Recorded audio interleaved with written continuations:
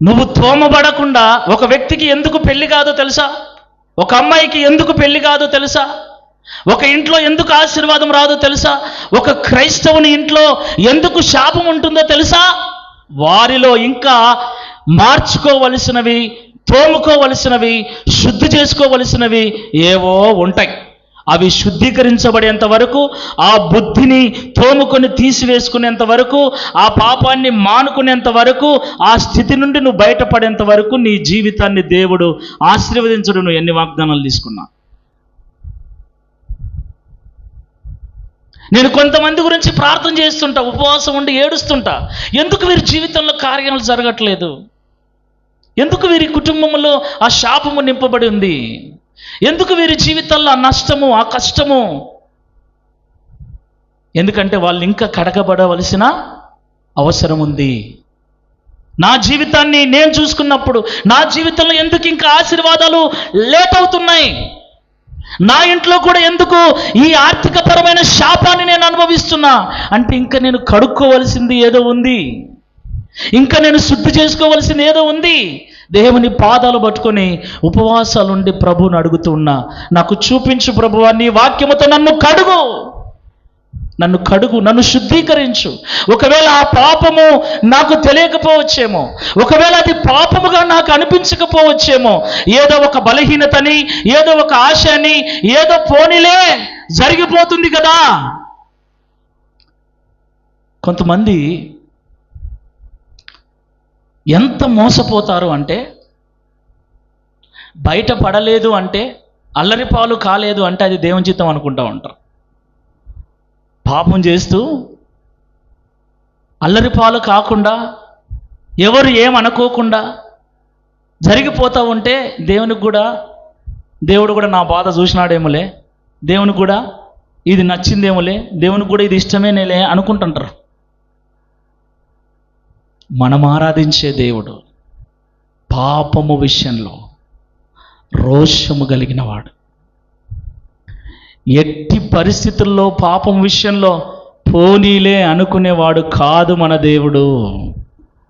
వ్యభిచారము చేస్తేనే కాదు, ఆ చూపు చూస్తేనే, ఆ ఆలోచన చేస్తేనే పాపమని చెప్పిన దేవుడు పోనీలేని ఎలా రా అనుకుంటాడు? పోనీలేని ఎందుకు అనుకుంటాడు? ఇంకా నాశనం కావడానికి తప్ప. ఇలాంటి మనస్తత్వాలు స్త్రీలలో ఉన్న, పురుషులలో ఉన్న, ఇలాంటి క్రియలలో, వ్యభిచార సంబంధమైన ఆలోచనలలో ఉన్న, అలాంటి వారికి సహకారంగా ఉన్న అలాంటి వారందరూ దయచేసి దేవుణ్ణి విడిచిపెడితే మంచిది. మందిరాలు విడిచిపెడితే కాదు, దేవుణ్ణి విడిచిపెడితే మంచిది. వారి వలననే దేవుని నామము దూషింపబడుతుంది లోకములో. ఇలాంటి పాపపు సంబంధమైన కార్యాలలో ఉన్న సేవకుల వలన, ఇలాంటి పాపపు సంబంధమైన ఆలోచనలలో ఉన్న విశ్వాసుల వలన, ఈ సంబంధాల వల్లనే లోకములో అన్యజనుల మధ్య, మందిరానికి రాని వారి మధ్య మందిరము, సేవకుడు, వాక్యము, దేవుడు సహా దూషించబడుతున్నాడు, హేళన చేయబడుతూ ఉన్నాడు. కాబట్టి దేవుడు చెబుతున్న విషయం, జారత్వానికి దూరంగా ఉండండి. అలా ఉండాలి అంటే వాక్యము చేత కడగబడండి. వాక్యము మనల్ని కడుగుతుంది, వాక్యము మనల్ని శుద్ధీకరిస్తుంది. దేవుడు వాక్యముతో కడుగుతుంటాడు. ఎందుకు కఠినమైన వాక్యం ఈరోజు వచ్చింది నాకు? ఈరోజు దేవుని సేవకుడు ఎందుకు కఠినమైన వాక్యం చెప్పాడు, గద్దింపు వాక్యం చెప్పాడు, హెచ్చరించే వాక్యం చెప్పాడు, బుద్ధి చెప్పే వాక్యం ఎందుకు చెప్పాడు అంటే, అది చెప్పింది నేను కాదు, దేవుడు తన సంఘానికి అవసరము కనుక. చూడండి, సంఘమంతా పాపం చేయాల్సిన పని లేదు. ఒక్కడు పాపం చేసినా సంఘానికి అంతా చెడ్డ పేరు వస్తుంది. ఇంట్లో అందరూ పాపం చేయాల్సిన పని లేదు. ఇంట్లో ఒక్కడు పనికిమాలినోడున్నా, యెరికో గోడను కూల్చివేసిన ఇశ్రాయేలీలు, అంత పెద్ద యెరికో పట్టణాన్ని జయించిన ఇశ్రాయేలు ప్రజలు, దాని తర్వాత చిన్న ఒక పల్లెటూరుకు పోయి ఓడిపోయి వచ్చినారు. హాయి అనే ఒక చిన్న పట్టణం, పల్లెటూరు. పెద్ద సిటీని ఓడించిన ఇశ్రాయేలీలు చిన్న పల్లెటూరు దగ్గర ఓడిపోయి సిగ్గుతో ఇంటికి తిరిగి వచ్చారు. యెహోషువ రొమ్ములు కొట్టుకొని ఏడుస్తున్నాడు, అయ్యో దేవా, అంత పెద్ద పట్టణాన్ని మా చేతికి అప్పగించావే, ఇంత చిన్న పల్లెటూరు దగ్గర మేము ఓడిపోయి వచ్చామే, ఏంటి ప్రభువా కారణం అంటే, యెహోషువ ప్రార్థన చేయడం ఆపేసేయి, ప్రార్థన మానుకో, ప్రార్థన మానేయి. నీలో ఒకడు పాపం చేశాడు. పాపము చేసే మనస్సు నీలో ఉండగా నీ ప్రార్థన వేస్ట్. పాపపు మనస్తత్వాన్ని నీలో పెట్టుకొని నీ ఏడుపు దండగా. పాపము చేసే ఉద్దేశము నీలో పెట్టుకొని నీ ఉపవాసం దండగా. పాపము చేసే ఆ ఆలోచనలు నీలో పెట్టుకొని నీ భక్తి వేస్ట్. పాపము మీ మధ్యన ఉంది, ఆ పాపము తీసేసుకో, తర్వాత నీ ప్రార్థన నేను వింటా అన్నాడు దేవుడు. ఎవరయ్యా పాపం చేశారంటే, ఆకాను అనే ఒకడు పాపం చేశాడు. ఒకడు పాపం చేస్తే సైన్యం అంతా ఓడిపోయింది. సంఘములో ఒకడు పనికిమాలినోడు ఉంటే, చెప్పేతోడైనా సరే వినతోడైనా సరే, సంఘములో ఒకరు వేశ్యాతనము కలిగిన వారుంటే, సంఘములో ఒకరు జారత్వపు బుద్ధులు పెట్టుకొని ఉంటే, సంఘములో ఒకరు వేశ్యాలోచనలు పెట్టుకొని ఉంటే, పురుషులైన స్త్రీలైన, ఆ ఒకని వల్ల ఆ సంఘము నాశనం అయిపోతుంది. ఆ ఒకని వల్ల దేవుని నామానికి అవమానం కలుగుతుంది. పోనీ దానివల్ల ప్రయోజనమా? ఏమీ లేదు. సామెతల గ్రంథం 6వ అధ్యాయము 29వ వచనము నుండి, తన పొరుగువాని భార్యను కూడువాడు ఆ ప్రకారమే నాశనమగును, ఆమెను ముట్టువాడు శిక్ష తప్పించుకొనడు.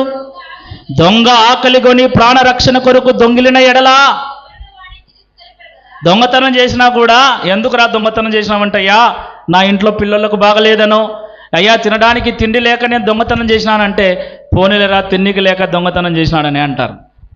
అదే భార్యను పెట్టుకొని ఇంకొకని భార్య దగ్గరికి పోయిన వాడిని, భర్తను పెట్టుకొని ఇంకొక స్త్రీ భర్త దగ్గరికి పోయిన స్త్రీని, ఎందుకమ్మా ఈ పని చేసినావంటే, ఏ కారణం చెప్పినా లోకం ఊరుకుంటుందా? చూడండి అక్కడ రాయబడిన మాట, వాడు దొరికిన ఎడలా ఒకవేళ 7 అంతలు చెల్లించవచ్చు దొంగతనం చేసినోడు, కానీ జారత్వము జరిగించిన వాడు కేవలము బుద్ధిశూన్యుడు, ఆ కార్యము చేయువాడు స్వనాశనమును కోరువాడే, వాడు దెబ్బలకును అవమానములకును పాత్రుడగును, వానికి కలుగు అపకీర్తి ఎన్నటికీ తొలగిపోదు. ఒకవేళ ఆమె భర్త రోషగాడైతే, భర్తకు పుట్టు రోషము మహారౌద్రము గలది, ప్రతీకారము చేయు కాలమందు అతివాడు కనికరపడడు, ప్రాయచిత్తం ఏమైనను నువ్వు చేసినను వాడు లక్ష్య పెట్టడు, ఎంత గొప్ప బహుమానములు నీవిచ్చినను వాడు ఒప్పుకొనడు. చాలా హత్యలు ఎందుకు జరుగుతాయో తెలుసా? చాలా హత్యలు అంటే ఒక మనిషిని చంపటం. ప్రపంచంలో మీరు హత్యల వెనక పరిస్థితులన్నీ మీరు ఒకసారి తీసి చూసుకోండి. ఒక వ్యక్తి రాజకీయ నాయకుడైనా, ఒక వ్యక్తి పలుకుబడి ఉన్నోడైనా, నార్మల్ వ్యక్తి అయినా, చాలామంది లోకంలో చంపబడిన వాళ్ళు ఉన్నారు. చంపబడిన వారి లిస్టు తీసుకుంటే చాలామంది చంపబడింది ఎందుకంటే ఈ అక్రమ సంబంధాల వల్లే. అర్థమైందా? అక్రమ సంబంధాల వల్లనే. భర్త చాతకానోడైతే సాగిపోతుంది కొంతకాలం, అది కూడా నాశనమే. ఒకవేళ అవతలున్నటువంటి భర్త రోషగాడైతే, పౌరుషం కలిగిన వాడైతే, ఆ పనిని ఒప్పుకోని వాడైతే, వాడికి వచ్చే కోపం ముందర ఎవడు పోనీ ఎందుకు చంపాడు అంటే, ఆయన పెళ్ళం కడుకున్నాడు చంపినాడు, ఊరుకుంటాడా? ఎవరు ఊరుకోడు. నువ్వు నాకు 1 ఎకరం పొలం ఇస్తానన్నే, 1 ఎకరం పొలం ఇస్తలేరా, నన్ను క్షమించరనే వాడు 1 ఎకరం పొలం తీసుకునే చంపుతాడు.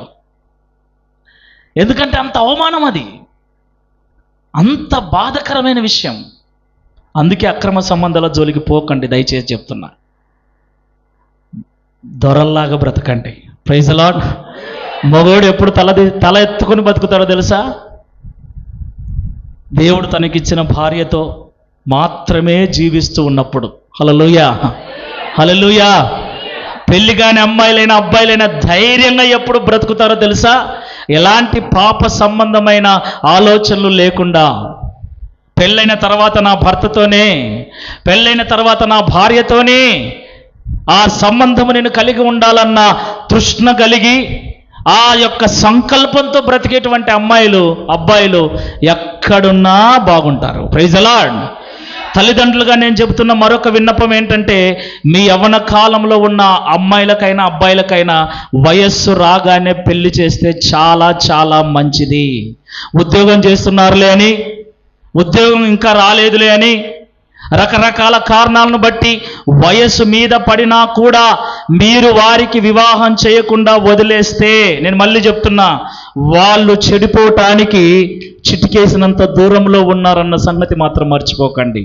కాబట్టి యవ్వన కాలంలో పిల్లలున్నటువంటి తల్లిదండ్రులు వారి మనస్సును అడిగి తెలుసుకోండి. ఒకవేళ మీకు అడగటానికి మొహమాటమైతే వారికి ఆత్మీయులుగా ఉన్న వారి చేత అడిగించండి. వారి మనస్సులో ఉన్న ఆలోచనలు ఏమిటో. నా బిడ్డ అట్టడి కాదులే, నా కొడుకు అట్లటోడు కాదులే, మా అమ్మ బంగారం మా నాయన బంగారం అనే అనుకో, మంచానికల్లా రాసి పెడతారు. తీసుకోలేం. నిజంగా నమ్మనీకి లేదండి. ప్రార్థనా పరులు అనుకునే వాళ్ళు కూడా చెడిపోతున్నటువంటి పరిస్థితుల్లో ఉన్నాం. పాస్టర్లే చెడిపోతూ ఉంటే మీరు మీ పిల్లలు చెడిపోవటంలో గొప్ప విషయం ఏముంది చెప్పండి? అర్థమవుతుందా? పాస్టర్ అమ్మలు పాస్టర్లే చెడిపోతూ ఉంటే మీరెంతండి? మీ పిల్లలెంత? కాబట్టి అపవాది ఎవరిని వదట్లేదు. ఆలోచన చేసుకొని తెలివైన తల్లిదండ్రులాగా మీరు వ్యవహరించండి. తెలివి తక్కువ వాళ్ళలాగా మీరు వ్యవహరించకండి. జాగ్రత్తగా. ఇది మీకు మీ హృదయంలో భయం పుట్టించడానికి కాదు, కానీ మిమ్మల్ని మేలుకొల్పటానికి నేను చెబుతున్నటువంటి విషయాలు. వారి మనస్సు తెలుసుకొని నడుచుకోండి. లేకపోతే పెళ్ళి కాకముందే అన్ని రకాలుగా చెడిపోయి వస్తారు. వాక్యానికి లోబడినోడు ముందే తప్పు చేయడు, తర్వాత ఆలోచన కలిగి నడుచుకోండి. ఉద్యోగం కథ దేవుడు ఎరుగు. ఏమండి, ఇంకొకరు ఏం అవసరం లేదు, కట్నము లేకుండానే చేసుకోండి. ప్రైజ్ ది లార్డ్, హల్లెలూయా. మొగోళ్ళకి చెప్తున్నా, అబ్బాయిలకు చెప్తున్నా, ఆడపిల్లను కట్నము తీసుకొని చేసుకోవటం కంటే చచ్చిపోయేది మేలు. ఆన్ రికార్డింగ్ చెప్తున్నా. సంఘాలలో ఉన్న క్రైస్తవ తల్లిదండ్రులకు, నువ్వు నిజమైన క్రైస్తవుడవైతే, మీరు నిజమైన క్రీస్తు బిడ్డలైతే మీ కొడుకులకి కట్నము తీసుకోకుండా పెళ్ళిళ్ళు చేయండి. నేను ఆన్ రికార్డ్ చెప్తున్నా, నేను తీసుకోలేదు, రేపు నా కొడుకుకు కూడా ₹1 కట్నం తీసుకోకుండానే చేసుకుంటా. అవసరం లేదు. అది చాలా దుర్మార్గపు క్రియ. మేము ఇంత లక్షలు పోసి చదివించినాం, ఇంత కష్టపడి చదివించినాం, మావాడు ఇంత ఉద్యోగం చేస్తున్నాడు, ఛీ దానికోసం చదివించావా? ఎక్కువ కట్నం వస్తుందని చదివించావా? ఇంతకాలం పెళ్లి చేయకుండా ఉన్నావా? పరలోకం కాదు కదా, ఆ మాట ఎత్తనికి కూడా అర్హులు కాదు ఇటటోళ్ళల్లా. నిజంగా చెప్తున్నా. సంఘానికి వచ్చిన తర్వాత, క్రీస్తును నమ్మిన తర్వాత అన్నీ చచ్చిపోవాలా? ఆమేన్, హల్లెలూయా. అన్నీ చచ్చిపోవాలా? ఇప్పుడు ఎట్లున్నారంటే, మొన్న నేను సిరివెల్లలో ఒక సహోదరుడు ఉన్నాడు, ఆ సహోదరునితో మాట్లాడుతున్నా. అందరము దేవుణ్ణి నమ్ముకున్నాం కదా, మాలోని మాట మనం ఎందుకు వినాలని కుమ్మరులల్లా ఒక సంఘం పెట్టుకున్నారు, బాపునులల్లా ఒక సంఘం పెట్టుకున్నారు, రెడ్డి గారల్లా ఒక సంఘం పెట్టుకున్నారు. ఎందుకంటే మాలోడు పాస్టర్ అయితే వాడి మాటలు మనం ఎందుకు వినాలా? మనమే ఒక 10 కుటుంబాలు ఉన్నాయి కాబట్టి మనమే ఒక సంఘం పెట్టుకొని, మనమే ఒక సేవకుని ఎన్నుకొని మన మాటలు మనమే ఇందాం. మన ఫోన్ చేశాడు ఒక సేవకుడు, బహుశా ఆయన మాలోడో వేరే క్యాస్ట్ నాకు తెలియదు. నాకు ఫోన్ చేసి, అన్నా పలాని సహోదరి నీ నెంబర్ ఇచ్చింది, మా సంఘంలో ఈ కులస్తులు ఉన్నారు, మీ సంఘంలో ఆ కులస్తులు ఉన్నారంటనే అని నాకు ఫోన్ చేశాడు. ఏ కులస్తులో ఒక కులస్తులు. అవును ఉన్నారు, మా సంఘములో చాలా మంది ఉన్నారు ఆ కులస్తులు అని చెప్పా. అదే మా సంఘంలో ఆ కులస్తులే ఉన్నారన్నా అన్నాడు. మరి ఏం చేయాలంటే, 3 అమ్మాయిలు ఉన్నారు, ఒక అమ్మాయి ఉద్యోగం చేస్తుంది. మీ సంఘములో అబ్బాయిలు ఉంటే ఏమన్నా చెప్తావా? తప్పేముంది? నేను విశదీకరించి చెప్పను ఇవన్నీ. నేను పెళ్ళిళ్ళు చేయటమే మానుకున్నా. ఎందుకంటే వాళ్ళేమో మా కులస్తులు కావాలంటారు, వాళ్ళేమో మా కులస్తులు కావాలంటారు. వాళ్ళక్కడి నుంచి ఫోన్ చేసింది ఒక ఆమె, పాస్టర్ అమ్మ మీ సంఘానికి వాళ్ళు వస్తారంటనే. వస్తారు, వాళ్ళ బజార్లో ఇలా అమ్మాయి ఉందంటనే. ఏమో తెలీదు, కొంచెం వాళ్ళని అడిగి కనుక్కుంటావా? ఎవరిని అడిగి? నాది ఈ పరిచర్య కాదు. నేను ఆ బ్రదర్కి చెప్పాను, అన్నా ఈ విషయాలంటే క్రైస్తవ్యానికి, నిజంగా క్రైస్తవులైన వారికి సరిపోనటువంటి స్థితి ఇది. అయితే క్రైస్తవ్యం ఎలాగా మారుతూ వస్తుంది అంటే, అన్ని కులాల వారు దేవుణ్ణి నమ్ముకుంటున్నారు కాబట్టి ఇప్పుడు కులాల వైడ్గా సంఘాలు ఏర్పడటం మొదలుపెట్టాయి. ఆ సంఘానికి రెడ్డి గారే, పెద్ద కొట్టల్లో ఒక సంఘం ఉంది, ఆ సంఘానికి మొత్తం రెడ్డి గారే, వేరే క్యాస్ట్ వాళ్ళే పోరు. వేరే క్యాస్ట్ వాళ్ళకు ఎక్కడుంది? వాళ్ళు పోయినా మీ చర్చి అక్కడుంది అని చెప్తారు. నేను పోయినా చిన్నప్పుడు నేను పోయినా, అదే స్కూల్లో చదువుతున్నా కాబట్టి నేను వెళ్ళాను క్రిస్మస్కి వెళ్తే వాళ్ళు ఏమంటున్నారంటే మీ చర్చి అక్కడుంది అని చెప్తున్నారు. అంటే ఇది ఎవరి చర్చి? దీంట్లో ఉండేది అంతా రెడ్డి గారు, బోరెడ్డి, శివరెడ్డి, మార్కురెడ్డి, లూథరన్ రెడ్డి, రెడ్డి గారిది ఇది. ఇలాగ తయారైపోతున్నటువంటి ఈ పరిస్థితుల్లో ఎవరు వెళ్తారు పరలోకం చెప్పండి? దేవుణ్ణి నమ్మిన తర్వాత అన్ని చచ్చిపోవాలి. నీ సిలువనెత్తుకొని నిన్ను నువ్వు ఉపేక్షించుకొని అన్న మాటకు అర్థం ఏంటంటే, నిన్ను నువ్వు ఉపేక్షించుకోవటం అంటే నువ్వు చచ్చిపోవాలి. నీ ఇష్టాలు నా ఇష్టాలు ఏవి ఉండకూడదు, అన్ని చచ్చిపోవాలి. అప్పుడే క్రీస్తు కొరకు మనం బ్రతకగలం. ఆమేన్, హల్లెలూయా.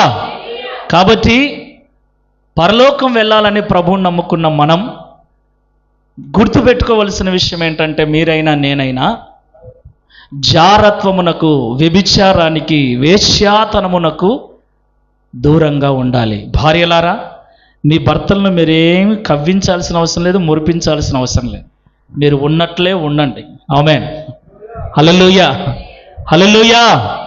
కవ్వింపు మాటలు, కొంతమంది ఉంటారు లాలన మాటలు, వాళ్ళకి నచ్చినది తీసుకొని వస్తే లాలన మాటలు చేస్తారు. మీకేమనిపించదు కానీ భర్త లోపల అనుకుంటాడు, బయటికంటే ఆ అట్మాస్ఫియర్ చెడిపోతుందని చూడరా అనుకుంటాడు లోపల. చూడరా,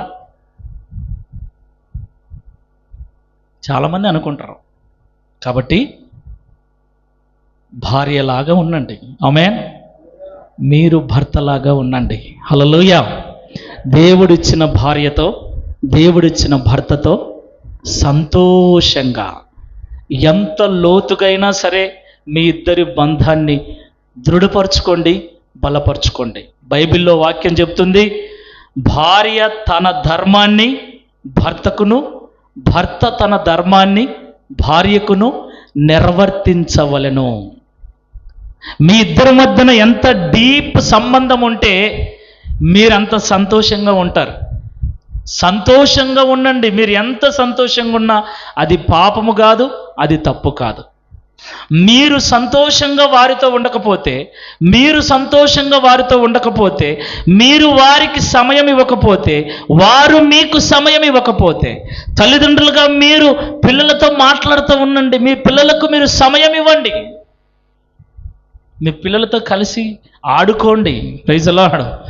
ఆడుకునే వయసు కాదన్నా మా పిల్లలది అంటే, మీ పిల్లలతో కలిసి రోజు కొద్దిగా సేపు అయినా మాట్లాడుతూ ఉండండి. సంపాదిస్తున్నారులే అని అలాగ ఉండగాకండి. ఆలోచన కలిగి ఉండండి. కొంతమంది పిల్లలు చెప్పుకోలేక లోపలనే మదన పడుతూ ఉంటారు. తల్లికి ఎలా చెప్పుకోవాలా, తండ్రికి ఎలా చెప్పుకోవాలా. చెడిపోతున్న పిల్లలు చాలామంది ఉన్నారు. మన పిల్లలు అలా కాకూడదు అంటే నిత్యము వారిని పరీక్షించుకుంటూ పరిశీలించుకుంటూ వారితో సత్సంబంధము కలిగి ఉండండి. లేకపోతే పెళ్ళి కాకముందే జారత్వములో పడి చెడిపోయే ప్రమాదం ఉంది. ఎవ్వరు దీనికి మినహాయింపు కాదు. పండు ముసలోళ్ళు కూడా తెలుసా మీకు? వార్తలలో చూడండి, న్యూస్ పేపర్లలో చూడండి, 70 ఏళ్ళ ముసలోళ్ళు 10 ఏళ్ళ పిల్లను లేదా 6 ఏళ్ళ పిల్లను పాడు చేసి చంపిన సందర్భాలు మనం చూస్తూ ఉన్నాం. అపవాది ఎలాగైనా జీవితాలను, కుటుంబాలను నాశనం చేయడానికి చూస్తాడు. అలా నాశనం చేయాలని చూసే కుటుంబాలలో ఫస్ట్ వరుసలో మన క్రైస్తవ కుటుంబాలే ఉంటాయి. కాబట్టి భార్యను గాలి కొదలగాకండి, భర్తను గాలి కొదలగాకండి. సెల్ ఫోన్ ఇచ్చినా ఆ సెల్ ఫోన్ చెక్ చేసుకుంటూ ఉండండి. ఏదో ఒకరోజు దొరుకుతారు. ఆమేన్. ఏమండి, ఏదో ఒకరోజు ఎన్నిసార్లు డిలీట్ చేసినా, ఎన్నిసార్లు తెలియకుండా ఉన్నా, నెలకు కాకపోతే 2 నెలలకు, 2 నెలలకు కాకపోతే సంవత్సరానికైనా బయటపడే కార్యాలు ఇవి. ఎవరి కళ్ళు కప్పలేము. పైగా క్రైస్తవుడు తప్పు చేస్తూ ఉంటే దేవుడు అస్సలు సహించడు. అర్థమవుతుందా? అన్యుడు కామాభిలాషలో బ్రతుకుతున్నాడంటే దేవుడు అంతగా పట్టించుకోడేమో కానీ తనను నమ్ముకున్న బిడ్డ, తన సేవ చేస్తున్న సేవకుడు, తన వాక్యం వింటున్న విశ్వాసురాలు, బాప్తిసం తీసుకొని రక్షించబడినటువంటి తన మందిరంలో పరిచర్య చేసినటువంటి బిడ్డలు పాపములో ఉన్నారు అంటే దేవుడు సహించడు. కాబట్టి మూర్ఖంగా ఆలోచించకుండా, తమాషాగా తీసుకోకుండా సీరియస్గా ఈ విషయాన్ని తీసుకోండి. సీరియస్గా దేవుడు చెప్తున్నాడు, మీరు జారత్వానికి దూరంగా ఉండటమే నా చిత్తము. మీరు ఏ రకంగా చెడిపోకూడదు, మీ పరిశుద్ధతను మీరు కాపాడుకోవాలి. ఎంత స్వార్థంగా ఉంటామంటే, నేనైతే ఇంకొకని భార్యతో పాపం చేయొచ్చు, నా భార్య మాత్రం చెప్పండి ఇంకొకనికి వెళ్ళి కూడా నాకొచ్చే అమ్మాయి పరిశుద్ధమైనది రావాలి భార్యగా, నేను మాత్రం సెల్ ఫోన్లో సొల్లు కబుర్లు మాట్లాడుకోవచ్చు. ఏం ఆలోచనలు కలిగి ఉన్నాం మనం? ఇంకొకని భార్య దగ్గరికి పోయేటప్పుడు మన భార్యను మనం ఊహించుకుందాం ఒకసారి. ఇంకొకని అక్కను, ఇంకొకని చెల్లిని, ఇంకొకని భార్యని గెలికే ముందు మన ఇంట్లో వాళ్ళని ఎవరన్నా గెలికితే ఎట్లుంటుందో ఆలోచిద్దాం. అప్పుడు ఒంట్లో కాస్త భయం పుట్టి వద్దురనైనా అనుకుంటాం. ప్రైజ్ ది లార్డ్, హల్లెలూయా. పాపము ఎవరిని వదిలిపెట్టదు. దేవుడు చెప్తున్నాడు, ఏ కొలతతో కొలవబడతావో అదే కొలతతో కొలవబడతావు. ఆ కొలత మన దగ్గరికి రాకముందే, ఆ సంఘటన మన ఇంట్లో జరగకముందే, ఆ పాపము మన ఇంటికి చేరకముందే ప్రభు సన్నిధిలో పశ్చాత్తాపపడి పాపాత్మురాలైన స్త్రీలాగా యేసయ్య పాదాలు పట్టుకొని, ప్రభువా నన్ను క్షమించు, నన్ను క్షమించు ప్రభువా. ఏదో ఆశించి, ఏదో కొత్తదనము కోరి, ఏదో ఒక కారణాన్ని బట్టి ఈ అపవిత్రమైన కార్యాన్ని నేను ఆశించాను, మాటికి పడిపోతున్నాను, నన్ను క్షమించు. ఆ పాపాత్మురాలైన స్త్రీ యేసు ప్రభు పాదాల మీద పడి ఏడుస్తా ఉంది. ఏడవటానికి సిగ్గుపడలేదు. చుట్టూ మంది కూర్చున్నారు, శిష్యులు కూర్చున్నారు.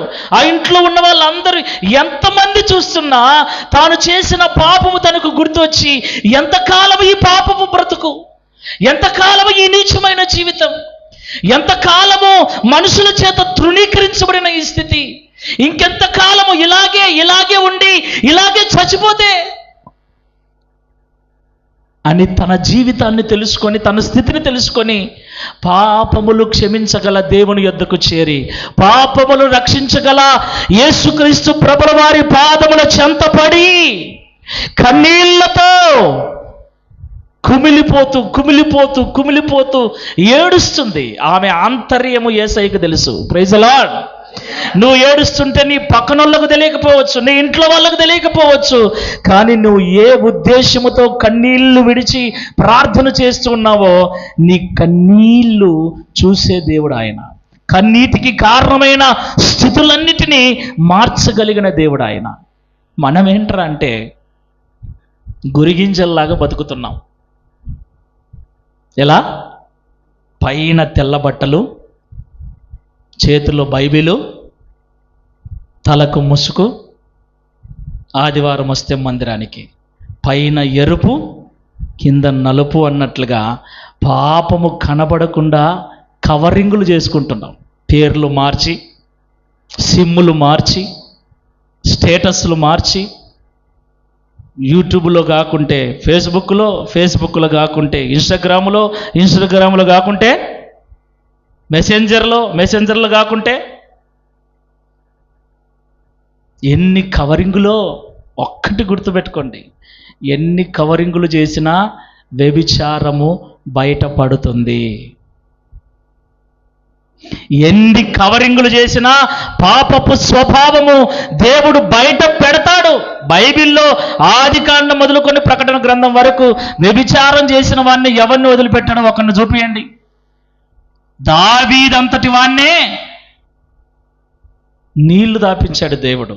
అయ్యో అయ్యో అయ్యో అయ్యో ఎందుకు చేశాను ఈ పాపమని బైబిల్లో 51వ కీర్తనలు చదివితే కన్నీళ్లతో పరుపు తేలిపోయేటంతగా దుఃఖిస్తూ ఉన్నాడు, ఏడుస్తూ ఉన్నాడు. బైబిల్లో ఇందాక మనం చదువుకున్న వాక్యము 7వ అధ్యాయములో, వాడు దెబ్బలకును అవమానములకును పాత్రుడగును, వానికి కలుగు అపకీర్తి ఎన్నటికీ. ఒక్కసారి బయటపడితే, ఒక్కసారి మనం పాపులము వ్యభిచారులము అని బయటపడితే జీవితాంతము దాన్ని చెప్పండి ఎవ్వడు మర్చిపోడు. జీవితాంతం మనల్ని వెంబడిస్తుంది ఆ పాపం. ఆ గబ్బు మన యొద్దకు చేరకముందే, ఆ పరిస్థితులు మన వరకు చేరకముందే, ఆ గందరగోళమైన పరిస్థితులు మన కుటుంబంలోకి రాకముందే పశ్చాత్తాపముతో పాపాత్మురాలైన స్త్రీ యేసయ్య పాదాల మీద పడ్డట్టుగా కన్నీళ్లతో మనం ప్రార్థన చేసుకుంటే, కన్నీళ్లతో పశ్చాత్తాపపడితే, ప్రైజ్ ది లార్డ్, హల్లెలూయా హల్లెలూయా, కన్నీళ్లతో పశ్చాత్తాపపడితే కీర్తనకారుడు అంటున్నాడు, యెహోవా చేత నిర్దోషిగా ఎంచబడిన వాడు ధన్యుడు. ఇప్పుడు 32వ కీర్తన 1వ వచనము నుండి 5వ వచనం వరకు, తన అతిక్రమములకు పరిహారము నొందిన వాడును, తన పాపమునకు ప్రాయశ్చిత్తము నొందిన వాడును ధన్యుడు. యెహోవా చేత నిర్దోషి అని ఎంచబడిన వాడు, ఆత్మలో కపటము లేని వాడు ధన్యుడు. నేను మౌనినై ఉండగా దినమంతయు నేను చేసిన నా ఆర్తధ్వని వలన నా ఎముకలు క్షీణించినవి. దివారాత్రులు నీ చెయ్యి నా మీద బరువుగా నుండెను. నా సారము వేసవి కాలమున ఎండినట్టాయను. నా దోషమును కప్పుకొనక నీ ఎదుట నా పాపము ఒప్పుకొంటిని. యెహోవా సన్నిధిని నా అతిక్రమములు ఒప్పుకొందును అనుకొంటిని. నీవు నా పాప దోషమును పరిహరించి ఉన్నావు. Praise the lord. దావీదు ఏమంటున్నాడు? నేను కప్పుకొనక నీ ఎదుట నా పాపములను ఒప్పుకొంటిని. కప్పుకోకూడదు. దేవుని సన్నిధికి వచ్చినప్పుడు దేవుని ఎదుట ఒప్పుకోవాలి. మనం పాపులం. ప్రతిరోజు పాపపు ఆలోచనలు కలిగి బ్రతుకుచున్న వారం, చూడరాని దృశ్యాలు చూడరాని విధంగా చూస్తూ బ్రతుకుచున్న వారం. దేవుని ఎదుట ఒప్పుకొని విడిచిపెట్టాలి. ఎలా ఒప్పుకోవాలి? పాపాత్మురాలు, లూకాసు వార్త 7వ అధ్యాయంలో పాపాత్మురాలైన స్త్రీ ఎలాగైతే యేసయ్య పాదాల మీద పడి కన్నీళ్లతో తన పాపములు ఒప్పుకుందో, ప్రభు నేను పాపం చేసి నన్ను క్షమించు, నీకు విరోధంగా నేను పాపం చేసి నన్ను క్షమించు అంటే కాదు. ఎలా? దావీదు అంటున్న నా ఆర్తధ్వని. ఏ ధ్వని? ఆర్తధ్వని అంటే ఏడుపు ధ్వని. నువ్వు ఏడుస్తూ ఆ ఏడుపు కేకలేయాలి. ఏడుపు కేకలు తెలుసా? మనకు ఏడుపే రాదు ప్రార్థనలో. ఏడ్చిన కానీ కళ్ళకు నీళ్ళే రావు, గొంతు మాత్రం మారిపోయి ఉంటుంది, కళ్ళకు నీళ్లు మాత్రం రావు.